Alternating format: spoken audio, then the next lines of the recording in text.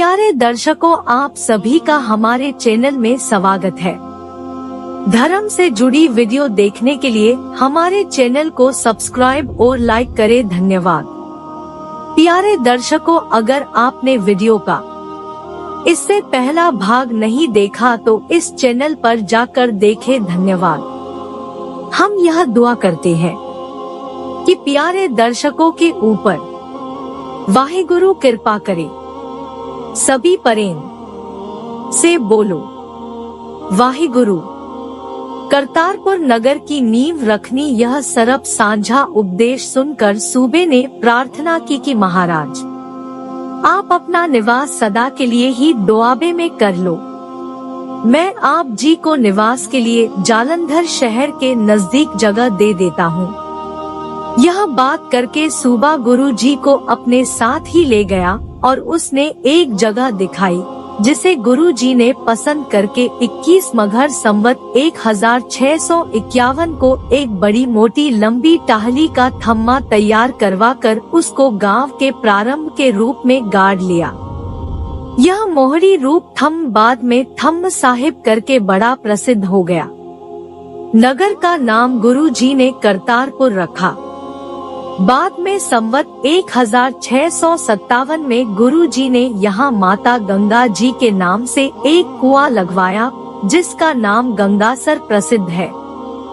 वडाली निवास। श्री गुरु हरिगोविंद जी ने अवतार धारण करना, करतारपुर की नींव रखकर और कुछ घरों के निर्माण का काम आरंभ करके गुरु जी वापस अमृतसर आ गए और दूर दूर से दर्शन अभिलाषी आकर अपनी मनोकामनाएं पूरी करके आनंदित होते थे। बाबा बुड्ढा जी के वचनों के कारण जब माता गंगा जी गर्भवती हो गए तो घर में बाबा पृथ्वीचंद के नित्य के विरोध के कारण समय को विचार कर गुरु जी ने अमृतसर से पश्चिम दिशा वडाली गांव जाकर निवास किया। जब बालक का जन्म 21 आषाढ़ संवत 1652 को हुआ तो दाई ने बालक के विषय में कहा कि आपको बधाई हो, आपके घर पुत्र ने जन्म लिया है। श्री गुरु अर्जन देव जी ने बधाई की खबर सुनकर अकाल पुरुष का धन्यवाद किया तथा इस शब्द का उच्चारण किया। छहरटा कुआं लगवाना। साहिबजादे के जन्म की खुशी में सतीगुरु जी ने वडाली गांव के पास उत्तर दिशा में एक बड़ा कुआं लगवाया जिस पर छहरटा टेढ़ों की 6 माहले चल सकती थी। गुरु जी ने छहरटे कुएं को वरदान दिया कि जिस स्त्री के घर संतान न होती हो अथवा जिसकी संतान मर जाती हो, वह स्त्री अगर नियम से 12 पंचमी इसके पानी से स्नान करे और वह नीचे लिखे 2 शब्दों के 41 पाठ करे तो उसकी संतान चिरंजीवी होगी। पहला शब्द सतीगुरु साचे दिया भेजी जो ऊपर दिया गया है और दूसरा यह है गुरु जी का पुनः अमृतसर आ जाना। जब साहिबजादा श्री हरिगोविंद जी 2 साल के हो गए तो समय को अपने अनुकूल विचार कर गुरु जी परिवार सहित अपने घर अमृतसर आ गए। घर में प्रवेश करके गुरु जी ने यह शब्द उच्चारण किया, श्री हरिगोविंद जी को शीतला निकलनी। कुछ समय के पश्चात एक दिन श्री हरिगोविंद जी को बुखार हुआ जिससे शीतला निकल आई। सारे शरीर और चेहरे पर छाले ही छाले हो गए जिससे माता जी और सिख सेवकों को बहुत चिंता हो गई। गुरु जी ने सबको कहा कि बालक का रक्षक गुरु नानक आप है, चिंता न करो, बालक स्वस्थ हो जाएगा। जब कुछ दिनों के पश्चात शीतला का प्रकोप धीमा पड़ गया और बालक ने आंखें खोली तो गुरु जी ने परमात्मा के धन्यवाद के रूप में शब्द का उच्चारण किया। बाबा पृथ्वीचंद जी ने हेहर गांव में दुख निवारण सरोवर लगवाना। बाबा पृथ्वीचंद जी को जब पता लगा कि सुलही खां दिल्ली से माझे देश का मामला कर वसूल करने के लिए हेहर गांव, जो इनके ससुर का गांव था, ठहरा हुआ है तो इन्होंने वहां पहुंचकर सुलही खां की मदद से गांव के पास ही 2 फरलांग पर उत्तर दिशा में एक सरोवर लगवाया और उसका नाम दुख निवारण रखा।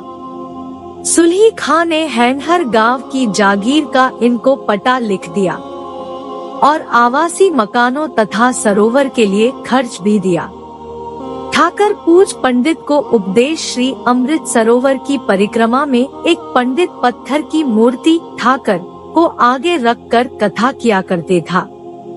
एक दिन गुरुजी जब उससे स्वयंमेव ही आगे निकल गए तो पंडित ने अपने श्रोताओं को कहा कि गुरुजी मुझे तथा ठाकुर को नमस्कार किए बिना ही चुपचाप आगे निकल गए हैं। गद्दी पर बैठकर यह अभिमानी हो गए हैं।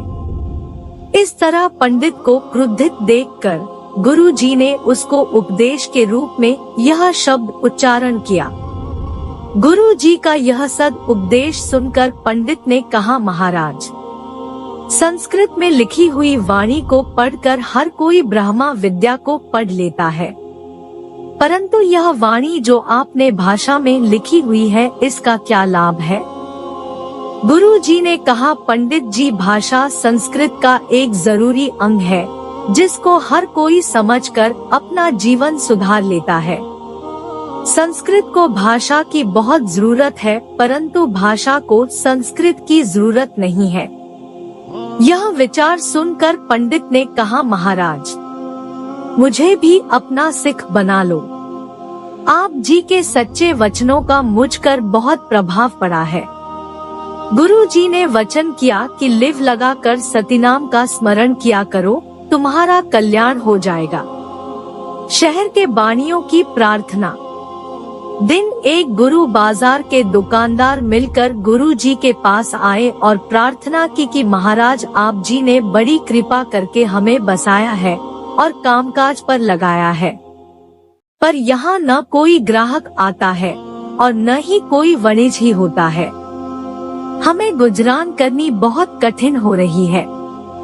गुरुजी ने वचन किया, भाई, आप नित्य सुबह दरबार साहिब आकर माथा टेक कर फिर अपनी दुकानें खोलकर व्यवहार किया करो। आपको कोई कमी नहीं आएगी, आपका कामकाज बहुत चल पड़ेगा। अगला भाग देखने के लिए चैनल को सब्सक्राइब और लाइक करें। धन्यवाद।